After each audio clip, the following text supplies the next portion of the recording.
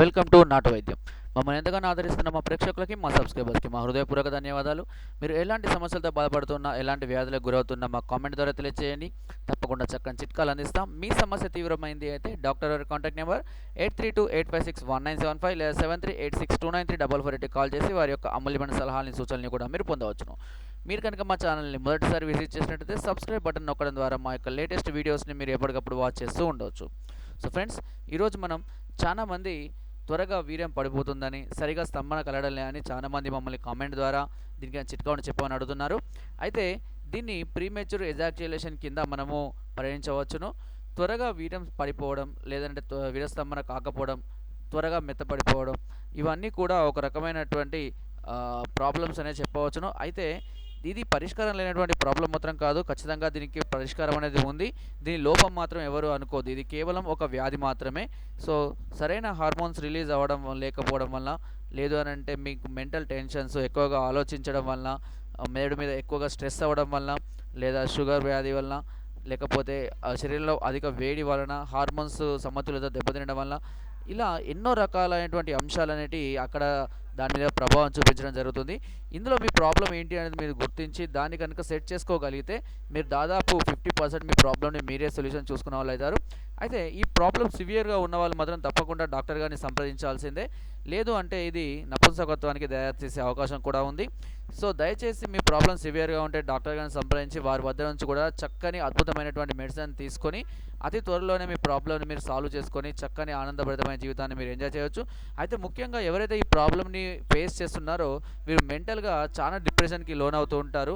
అంటే స్త్రీ ఏమనుకుంటుందో ఏమో అని, మగవాడు కాదనుకుంటుందా అని, లేదంటే ఇంకా ఏమైనా చేస్తున్నదా ఏమో అని, ఇలా ఎన్నో రకాలైనటువంటి డిప్రెషన్స్కి లోన్ అవుతూ ఉంటారు. ముఖ్యంగా స్త్రీలు కూడా ఈ విషయంలో అసంతృప్తికి గురవుతూ ఉండడం కూడా సహజమే. అయితే ఇలాంటి ప్రాబ్లమ్స్ అన్నిటినీ కూడా మనము తగ్గించుకోవడానికి, అంటే మన ప్రాబ్లమ్స్ అన్నిటిని కూడా సాల్వ్ చేసుకోవడానికి ఆయుర్వేదంలో కూడా చాలా అద్భుతమైనటువంటి చిట్కాలు ఉన్నాయి. స్టార్టింగ్ స్టేజ్లో ఉన్నవారికి మాత్రం ఈ చిట్కాలు చాలా అద్భుతంగా ఎక్సలెంట్గా పనిచేస్తాయి. సమస్య తీవ్రంగా చాలా రోజుల నుంచి ఉంటే మాత్రం తప్పకుండా మీరు డాక్టర్ గారి సమస్య తీసుకోవాలి. లేదంటే జీవితంలో ఇంకా చాలా ప్రాబ్లమ్స్ని మీరు ఎదుర్కోవాల్సి వస్తుంది. సో ఏదైనా మొక్కగా ఉన్నప్పుడే తుంచివేయడం చాలా మంచిది. సో ఇకపోతే నేను చిట్కాలకి వచ్చేస్తాను. ఆ చిట్కా ఏంటి అనేది మనం తెలుసుకుందాం. బండి గురువింద గింజలు. ఈ బండి గురువింద గింజలు దాదాపుగా అందరికీ తెలుసు, ఓకేనా. చాలా మందికి తెలుసు, చాలా మంది చూస్తూ ఉంటారు కూడా. అయితే ఈ గురువింద గింజలు సాధారణంగా చౌదాపొడి దుకాణాల్లో కూడా లభిస్తూ ఉంటాయి. ఈ గురువింద గింజల్ని కొన్నింటి తీసుకొని రండి, తీసుకొని వచ్చి కొంచెం ఎండబెట్టండి. ఎండబెట్టిన తర్వాత వీటిని దంచి ఆ పైన ఎరుపు పొట్టు తీసేసి లోపల పప్పులాగా ఉంటుంది కదా, సో ఆ పప్పు పలుకుల్ని మాత్రమే దంచి మెత్తగా పొడిలాగా చేసుకోవాలి. అంతే, ఇదే చిట్కా. సో చిట్కాల అంటే చిన్న ఉంటుంది ఏమంటే ఈ పౌడర్ని మనము ఆహారంలా తీసుకోవడం కానీ, లేదంటే లింగంపై లేపనంలాగా చేసుకోవడం కాదు. ఈ పౌడర్ని ఏం చేయాలంటే కొద్దిగా నీళ్ళలో కలుపుకొని మెత్తగా గంధంలాగా దంచుకుంటాం కదా, సో మెత్తగా అయిన తర్వాత దీన్ని వృషణాలకు పట్టించాలి. వృషణాలు అంటే తెలుసు కదా, లింగం కింద ఉంటుంది. సో ఆ 2 వృషణాలకు మామూలుగా మనము ప్యాక్ లాగా వేసుకోవాలి. అది ఏం చేస్తుందనంటే అక్కడ ఉన్నటువంటి నరాలను ఉత్తేజపరుస్తూ ఉంటుంది అన్నట్టు. సో ఆ విషయం మాత్రం గుర్తుపెట్టుకోండి, లింగానికి కావద్దు. ఓకే, మళ్ళొకసారి చెప్తున్నాను.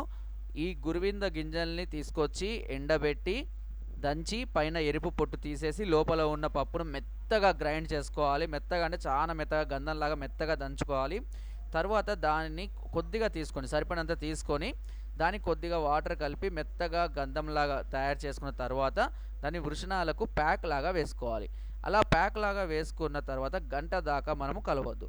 గంట తర్వాత మీరు కడుక్కోైనా కడుక్కోకుండా అయినా సరే మీరు సంభోగం చెందినట్లయితే ఎక్కువసేపు స్టాండ్ అయ్యే అవకాశం ఉంటుంది.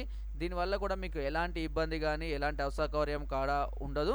అంతేకాకుండా వీర్యం కూడా ఎక్కువసేపు, అంటే తొందరగా పడిపోకుండా ఎక్కువసేపు స్టాండ్ అయ్యే విధంగా, తొందరగా ఎరెక్షన్ వచ్చే విధంగా, ఎరెక్షన్ కూడా చాలా గట్టిగా ఉండే విధంగా దీని ప్రభావం ఉంటుంది. అయితే కేవలం ఒక్కసారి రాసుకున్నంత మాత్రమే టక్కున అలా ప్రభావం అనేది రాదు.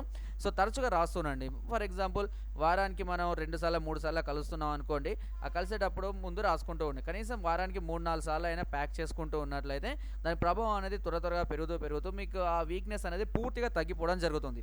అంటే అక్కడ ఉన్నటువంటి రక్తనాళాలను అది ఉత్తేజపరుస్తూ సర్క్యులేషన్ని పెంచుతూ ఉంటుంది. అలా చేస్తూ ఉండడం వల్ల ఆటోమేటిక్గా సర్క్యులేషన్ అనేది కంటిన్యూ అవుతూ ఉంటుంది. సో దానివల్ల మీకు ఆ ప్రాబ్లం నుంచి అనేది మీరు పూర్తిగా బయటికి రావచ్చు. ఓకేనా? సో ఇలా ఇంకా చేసినా కూడా తగ్గడం లేదు అనుకుంటే మాత్రం డాక్టర్ గారిని తప్పకుండా సంప్రదించండి. వారి దగ్గర నుంచి మెడిసిన్ పొంది మీరు ఈ ప్రాబ్లమ్‌ని కూడా సాల్వ్ చేసుకోవచ్చు. ఓకే. సో ఫ్రెండ్స్, నా వీడియో గనుక మీకు నచ్చినట్లయితే ఒక లైక్, ఒక షేర్ చేయండి. మరిన్ని వీడియోస్ కోసం సబ్స్క్రైబ్ చేయడం మాత్రం మర్చిపోకండి. మీ అమూల్యమైన సలహాలని, సూచనలని నాకు కామెంట్ ద్వారా తెలియజేయండి. Thank you.